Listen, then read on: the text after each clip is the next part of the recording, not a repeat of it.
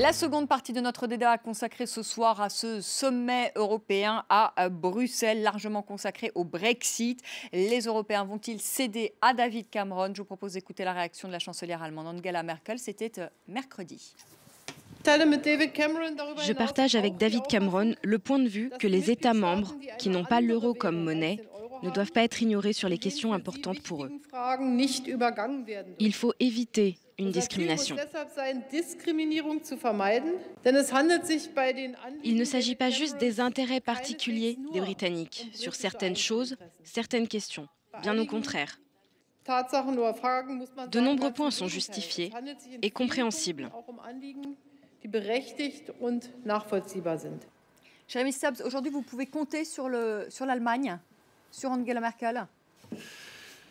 On ne sait jamais avec oui. des Vous avez raison d'être prudent, je crois. Vous avez raison d'être prudent. On ne sait jamais. Mais c'est bien. Ça bouge dans la bonne direction. Mais comme toujours, à la fin, le diable sera dans le détail des négociations. Moi, je voudrais deux choses. Premier point sur lequel je voudrais insister, c'est que, à la différence des épisodes antérieurs, c'est-à-dire quand l'Angleterre, la Grande-Bretagne, a refusé de signer la charte sociale, quand elle a refusé de rentrer dans Schengen, quand elle a refusé de signer le traité de 2012, etc., c'était des choses qui correspondaient à des avancées, on va dire, en tout cas des propositions nouvelles mises sur la table. Et l'Angleterre a décidé de ne pas y adhérer. On peut éventuellement, à la limite, il est légitime. Là, c'est pas de ça qu'il s'agit. Il s'agit de détricoter. Des accords déjà acquis et qui font partie des droits fondamentaux des Européens. C'est une toute autre histoire. C'est pas une nouvelle proposition vis-à-vis de laquelle l'Angleterre dirait « Eh ben moi, je pars pas ». Parce que dans ce cas-là, ils l'ont fait 36 fois. Donc, ils l'auraient fait une 37e fois. Pourquoi on céderait? Dans le fond, est-ce qu'on n'a pas besoin aussi de ce Royaume-Uni qui se porte bien non, moi, économiquement, je qui est pense... quand même un pilier, même au point de vue de la défense? On a vu en Libye, on est allé bombarder en Libye avec le Royaume-Uni. Est-ce qu'on n'a pas besoin? Parce que finalement, avec la Grèce, on les a maltraités, les Grecs. On les a traités comme des chiens, vraiment, comme des chiens. On les a maltraités. Et on va le payer. Les Britanniques, on les maltraite pas. Et on les maltraite pas parce qu'on les trouve sympathiques, les Britanniques. On ne les maltraite pas parce que c'est une puissance économique, parce que c'est une puissance c'est plus politique que ça. de défense. C'est plus politique que ça. C'est parce qu'il y a un axe libéral extrêmement puissant en Europe, notamment en Allemagne, dans l'Europe de l'Est, qui est un allié historique de la Grande-Bretagne. Rappelons par exemple que la guerre en Irak a été scellée par l'Angleterre, le bloc de l'Est et les États-Unis, par exemple. Bon, donc ce bloc libéral ne veut pas laisser partir l'Angleterre à aucun prix, parce qu'il pense qu'il va être affaibli. L'Allemagne, qui a une position un peu centriste, pense que avoir l'Angleterre au sein de l'Union européenne permet de contenir la France. Mais mon sentiment d'économiste, et ça je suis prêt à en reparler avec vous, monsieur, quand vous voudrez, c'est que l'Angleterre, si elle devait sortir, va y perdre beaucoup plus que l'Europe. Ouais. L'Europe n'a pratiquement rien à perdre dans cette histoire, parce que de toute façon, il y aura une continuité de marché. Voilà. Les questions de défense, l'Angleterre restera solidaire, bien évidemment. Et donc, comment dire, l'Europe ne perdra rien dans cette histoire, perdra extrêmement peu. Par contre, le coût pour l'Angleterre... Ça ne va pas nous affaiblir, vous dites qu'on ne va rien perdre. Non, ça ne va pas nous affaiblir. Non, parce que sur les aspects politiques et géostratégiques, rien ne changera. Et sur les aspects économiques, la part de marché continuera. Donc, si vous voulez, il y aura Enfin, je pense que...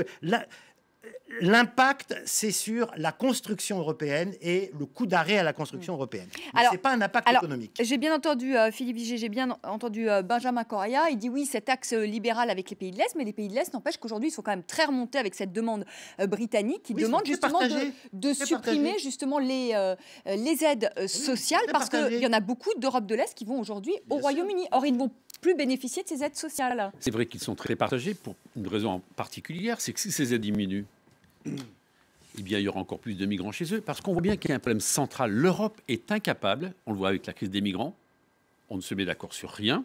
Regardez l'Allemagne, qui a quand même changé complètement d'attitude en quelques mois. La France, où Manuel Valls, il y a encore 48 heures, a expliqué qu'on ne pouvait pas aller plus loin en termes d'efforts. Cette crise des migrants est un danger terrible pour l'Europe, qui s'est fragilisée.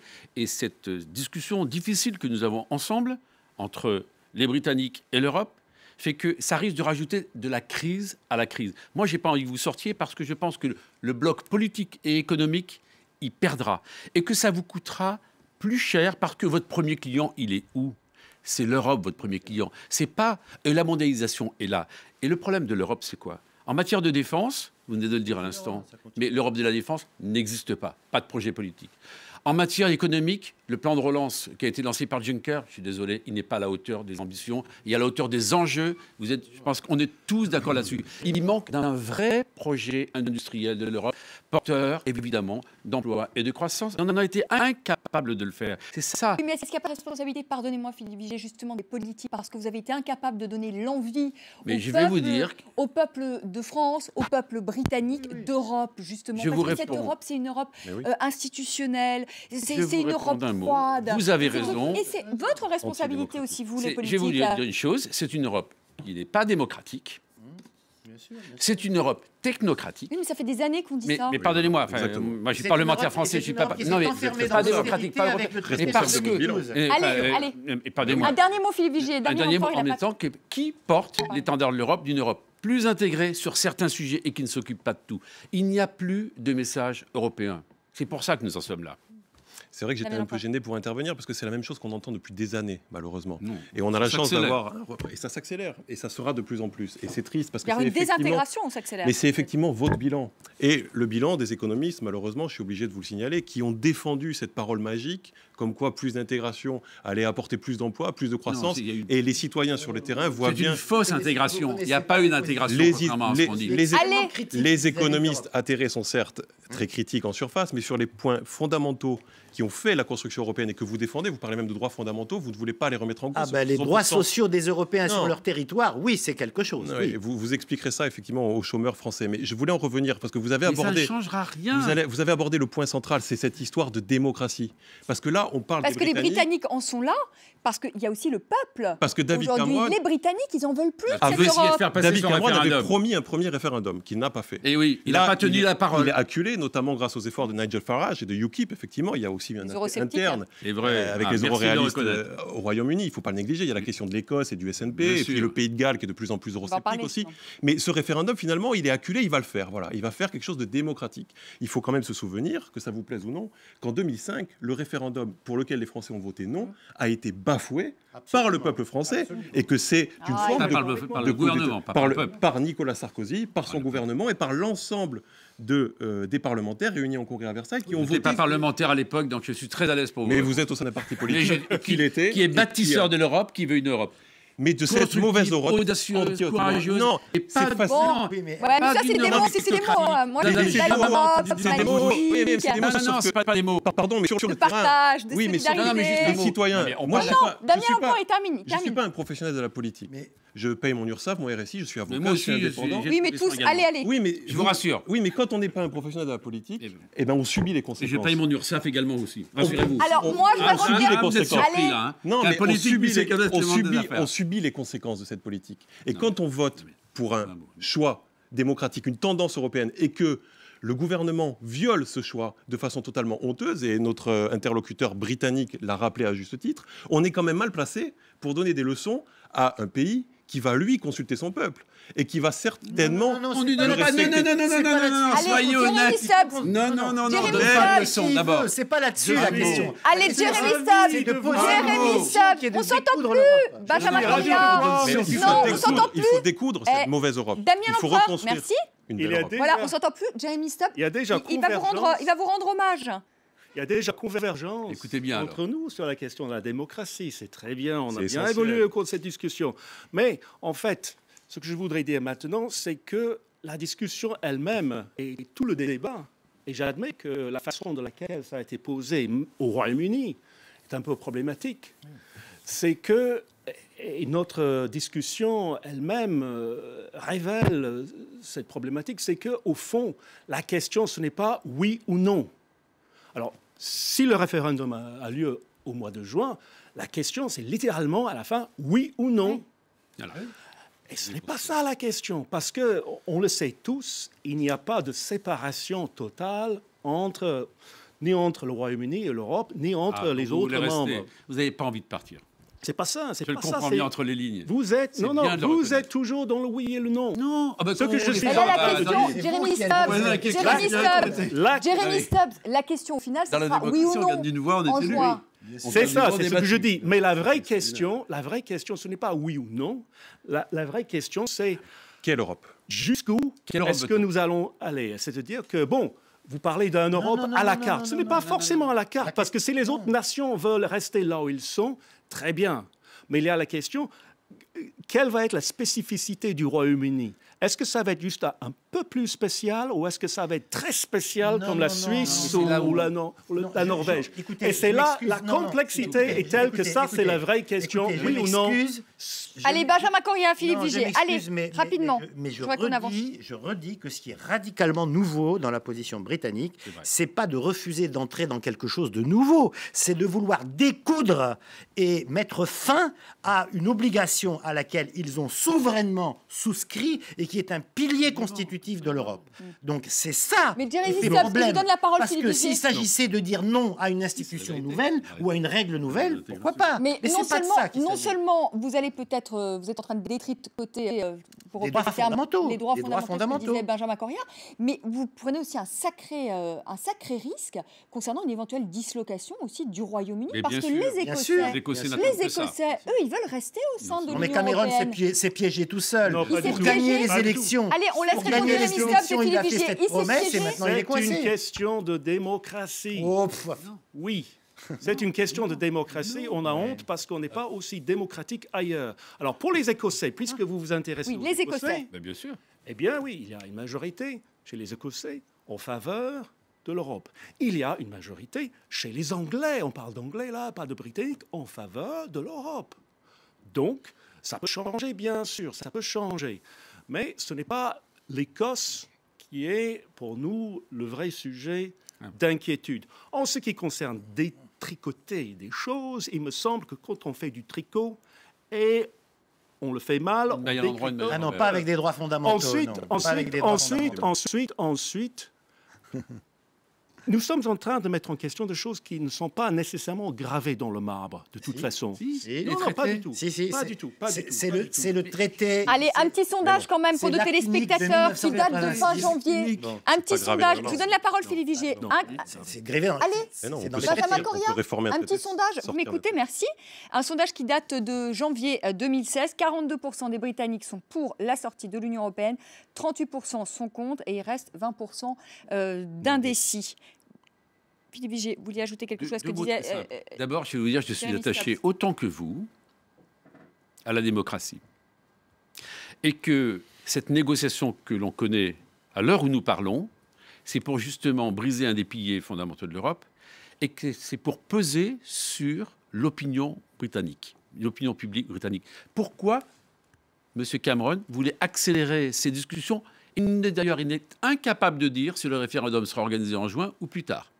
Incapable. Pourquoi il ne fixe pas la date tout seul? Il n'a pas besoin de nous. Donc vous voyez que la démocratie, moi, je la respecte. La deuxième chose que je voulais vous dire, et ça c'est très important, pour moi, il faut reconstruire et rebâtir l'Europe. Je vais vous dire les choses très simplement. Pourquoi ça ne marche pas à l'heure actuelle? Parce que dans la matière économique et sociale, le niveau d'impôt sur les sociétés, la protection sociale, les règles de concurrence, elles ne sont pas harmonisées entre nous. C'est ça le péché véniel de l'Europe. C'est ça le cancer généralisé de l'Europe.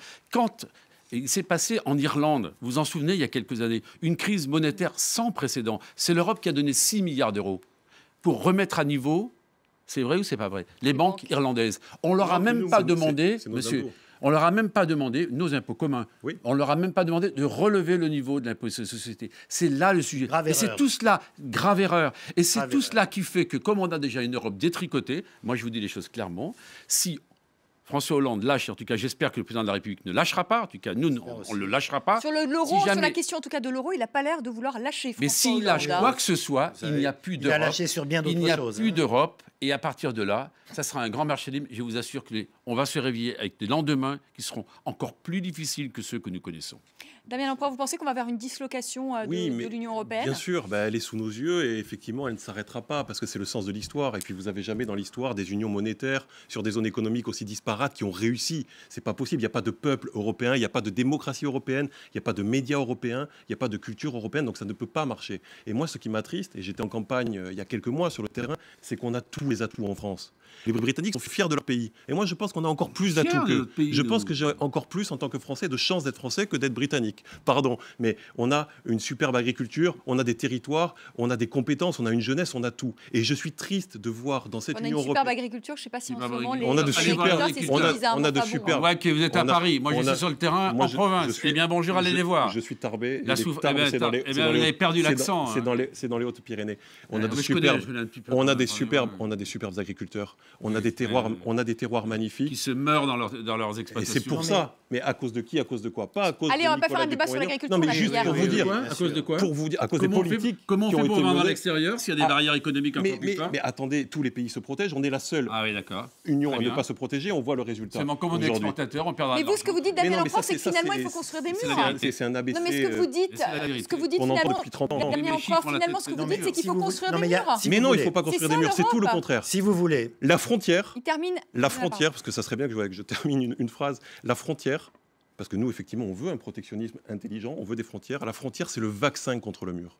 Et dans ce monde... c'est un mur, une frontière. Non, c'est tout le contraire. La frontière, c'est comme la peau. Ça transpire, on laisse passer, on regarde qui on veut. On a besoin d'immigration et on a besoin d'échanges, bien sûr, dans un monde globalisé. La peau, elle absorbe aussi. Elle absorbe, il faut absorber. Et justement, c'est parce qu'il n'y a plus de frontières qu'on construit des murs. À la frontière entre la Bulgarie et la Turquie, on voit bien ce qui se passe à Calais. Et moi, donc, je reviens, en tant que Français et en tant qu'Européen, je suis triste de voir que malgré tous nos atouts, cette construction, vous l'avez rappelé vous-même, est antidémocratique, qui ne respecte pas la volonté des peuples, est en train de tout détruire. De détruire le bel idéal européen, de détruire la réconciliation qu'a fait le général de Gaulle et de mettre toute une génération, la mienne et les suivantes, dans un marasme total. Et moi, même si David Cameron, effectivement, joue un double jeu, il est très malin, c'est un fin tacticien, évidemment qu'il le fait pour des raisons politiques, parce qu'en fait, il n'a aucune envie que son pays... La politique est uniquement là pour des règlements, il n'a aucune envie interne. Il n'a aucune envie que la Grande-Bretagne et que le Royaume-Uni sortent de l'Union européenne. Donc c'est purement tactique. Mais par contre, qu'on puisse ne pas reconnaître aux Britanniques leur spécificité, leur volonté d'être libres, indépendants, alors même qu'ils ne sont déjà pas dans l'euro, comme 8 autres pays. J'aimerais quand même rappeler qu'il y a 8 pays qui ne sont pas dans la zone euro aujourd'hui. Oui, il n'y a pas que les Britanniques, ils fonctionnent très bien. Personne ne leur demande de rentrer dans la zone euro, ne changez pas le sujet. Allez, Benjamin Correa, en tout cas, on a le sentiment qu'ils tirent avantage de l'Union européenne, tout ce qu'ils peuvent en tirer. Et dès ils défendent leurs intérêts. Dès qu'on leur demande d'intervenir dans la crise financière, il n'y avait plus personne. Pardonnez-moi, Jeremy Stubbs. Et quand on leur demande dans la crise des migrants, il n'y a plus personne. Ça, c'est vrai. Et l'Europe de la défense, il n'y a plus personne. La France va dépenser. L'Europe de la défense, c'est un peu dur, parce que sur la Libye, c'était là quand même. Attendez, les opérations extérieures militaires... Non, je vais vous parler d'une chose très simple. Les opérations extérieures militaires, cette année, c'est 1,2 milliard d'euros. On a demandé aux partenaires européens de partager avec la France l'effort. Qui a répondu? Qui a répondu? C'est nous qui payons tout. Non, mais ça c'est lié. Un mot, Benjamin Correa, et le mot de la fin pour Jeremy Stubbs. C'est aussi la réponse à la question de notre ami britannique, quand il a dit ils veulent venir chez nous, pas chez vous. Nous, on a des Marocains, on a des Algériens, on a des Maliens, on a ceux qui correspondent à nos responsabilités historiques à l'Empire. Et vous avez ceux du Moyen-Orient. Donc il faut arrêter avec cet argument que je trouve extrêmement spécieux de dire « Ah, ils veulent de nous, ils veulent pas de vous ». Ben oui, ils veulent de vous, parce que c'est votre zone d'influence traditionnelle. Ça, c'est un premier point, parce qu'on a tellement entendu ça, c'est grotesque. Alors maintenant, la vraie question, je l'ai déjà dit, la vraie question, c'est que l'Angleterre veut découdre des choses fondamentales à laquelle elle a adhéré, et pas refuser des choses nouvelles. Ça, on a compris. Oui, bien. Alors maintenant, la question importante, c'est la suivante. C'est si on laisse faire ça, ça revient à une crise majeure parce qu'il n'y aura plus l'Europe constitutionnelle qu'on a essayé de construire. Donc, dans tous les cas, et sur ce point, je suis paradoxalement d'accord avec ce que vous avez dit, de toute façon, on est confronté à une crise majeure. Soit parce que l'Angleterre s'en va, soit parce qu'elle reste. Et de toute façon... Allez, le mot de la fin pour Jeremy Stubbs, c'est de reconstruire quelque chose de durable. Reconstruire quelque chose de durable, est-ce que le Royaume-Uni n'est pas justement en train de faire l'inverse? c'est-à-dire de détricoter cette Europe et peut-être d'être aussi un accélérateur demain de cette dislocation de l'Europe. Nous sommes sûrement un accélérateur de quelque chose. Quand ça va mal, mais c'est à nous, Européens, de décider accélérateur de quoi. Cette question met tout le monde mal à l'aise. C'est déjà très bien. Et ceux qui prétendent qu'ils sont cool et calmes, ils ne sont pas très convaincants. Mais je pense qu'au fond, vous comprenez très mal le Royaume-Uni. Très mal. Et dans tout ce que vous dites, c'est « Ah, le Royaume-Uni a pris chez nous, a pris tout chez nous ». Pensez un instant à ce que nous faisons pour vous. Parce que si vous nous avez toléré... Une chose. Jusqu'à présent... Une seule chose que vous faites pour nous. Fish and chips, Vanessa, fish and chips. D'accord, ok. Bed and breakfast. Big money back. La liste commence. Non, mais tout avait commencé bed and breakfast, mais sans la protection sociale, désormais. Allez, merci à tous les quatre d'avoir participé à ce débat. On accueille Karim Yayaoui, tout ce qui a fait le buzz sur les réseaux sociaux. Désolé. Pas du tout.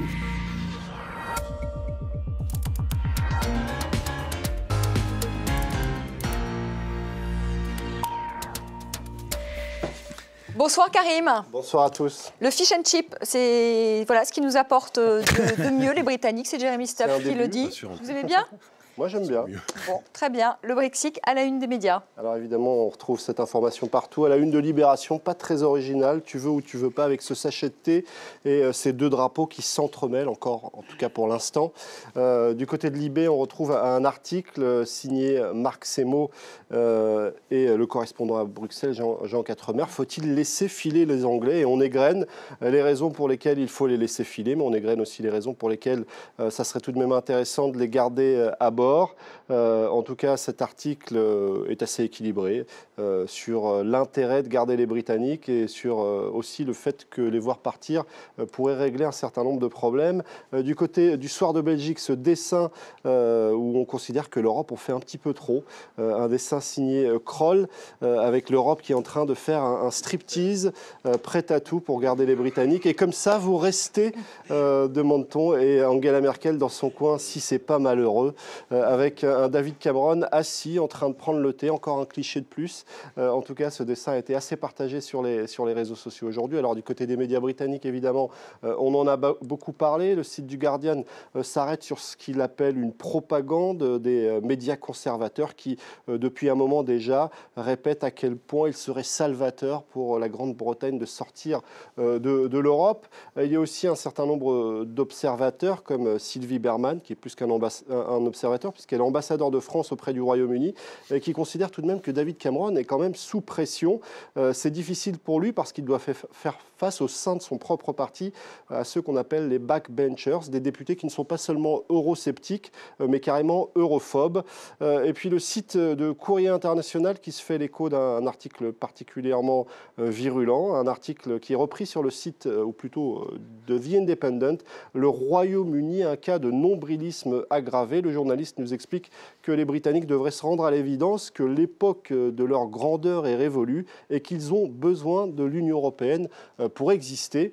Autre article assez intéressant à lire cette fois-ci sur le site de Politico qui explique que David Cameron aurait pu se contenter de tenter de demander à l'Union européenne quelques petits aménagements et finalement il a réussi à transformer des questions britanniques en questions européennes et va peut-être pousser l'Europe à se réformer. Alors il y a ceux qui considèrent que c'est peut-être pas une mauvaise chose comme cette Twitto et la Factory qui dit finalement c'est peut-être l'occasion, une opportunité pour éviter une décomposition mortifère de l'Europe. Et puis, autre point de vue, cette fois-ci sur ce site internet, vox.europe, pour qui David Cameron a manqué ce rendez-vous qui aurait pu être un moment démocratique par excellence.